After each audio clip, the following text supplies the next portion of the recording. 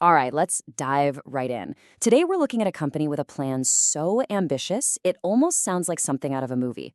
We're talking about a goal to hit $1 billion in revenue, and they've given themselves a wild deadline to do it.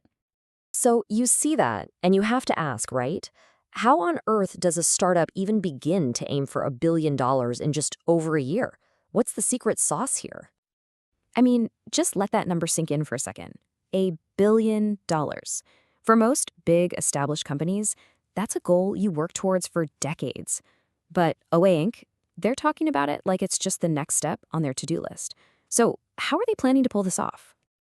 And here it is, the deadline, March 2026. That is right around the corner. This isn't some fuzzy, far-off dream. It's a hard deadline. Okay, let's get into the nitty-gritty of how this is all supposed to work. Okay, so the whole thing hinges on a really unique product. But, it's not just the tech itself that's the big deal here. It's the promise they make with it. So, what is it? Think of it like an AI consultant in a box. It's software that digs into a business's operations and spits out real, actionable advice on how to make more money and cut costs. Sounds pretty standard for AI these days, right? Well, hold on, because this is where the whole thing takes a turn. The real game changer here isn't the software algorithm, it's the deal. They're offering a 100% money-back guarantee.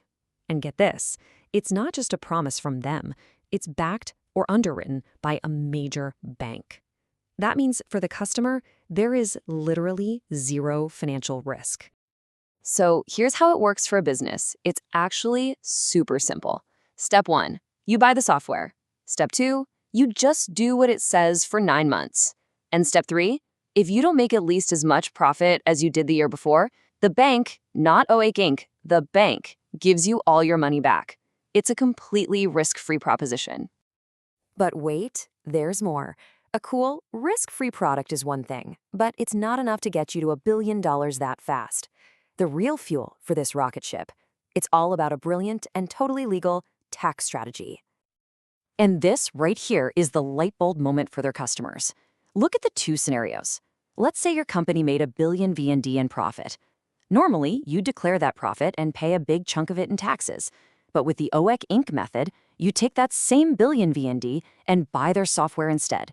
What happens? Your profit on paper drops to zero, and your tax bill? Also zero. Now, the reason this works is because that software purchase counts as a deductible business expense.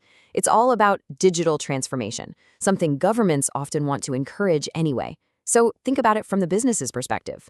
You can either give a chunk of your profit to the government as taxes, or you can turn that entire profit into a risk-free tool that's guaranteed to help you make even more money next year. It's kind of a no-brainer. Okay, so you're probably wondering, how does Oak Inc. actually make money from this? Well, they charge a 10% fee on top of the purchase price. As you can see, 90% of the client's money is just held in reserve for that guarantee. Oak takes that 10% fee, splits it down the middle. 5% is their revenue, and the other 5% gets paid to the Vietnamese government as tax. That's the model. All right, so we've got the product, we've got the tax angle, but believe it or not, this billion-dollar goal is just the beginning. It's actually just the first domino in a massive long-term plan, a vision that apparently comes from the very top of Japan's financial world.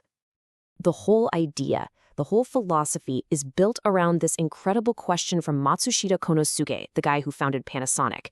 He asked, if a country operates like a company and the people are the shareholders, why do they need to pay taxes?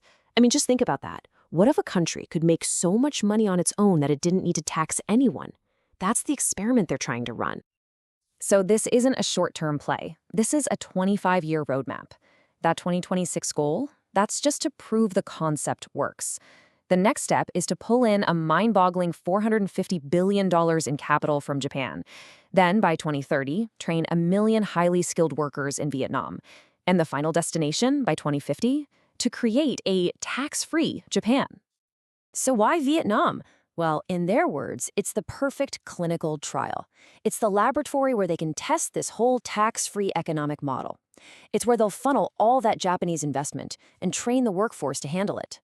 And here's a wild thought. If the experiment is a success, Vietnam might actually become a tax-free nation before Japan. So who's behind all this? Who are the players making these huge moves? Well, it's not just one company, it's a whole ecosystem, with key parts in both Vietnam and Japan. Okay, so there are three main pillars to OAC Inc. You've got two companies on the ground in Vietnam, OHW, which handles the tech and training, and BACOP, which manages trade and services. Then, over in Japan, you have Akia Hochi. That's the investment and consulting arm, and they reportedly have some very powerful connections. And this is where it gets even more interesting. The CEO, Win Hai Ha, says the entire plan isn't even his. He credits it to a mentor, someone he calls his Sufu, his master. He describes this person as a major player deep inside Japan's financial world, the real mastermind behind this whole grand design. So, when you put it all together, the guaranteed software, the smart tax play, and this massive 25-year vision, you realize this is way more than just a business trying to make money. What they're really pitching is a massive experiment in how economies could work. The CEO has this powerful way of describing how they survived the COVID pandemic.